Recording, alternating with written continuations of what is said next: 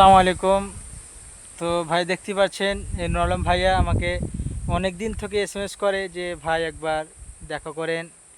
খুব আমার ফ্যান, আমার ভিডিও দেখে মাঝে মাঝে। তো নরম ভাইয়ের আচরণ ব্যবহার দেখে আমি খুব খুশি হয়েছি। আমি আবারও এই প্রাচীর পাড়ে আসতে চাই। তো নরম ভাইয়ের মুখে কিছু কথা শুনবো আমরা ইনশাআল্লাহ। ইনশাল্লাহ।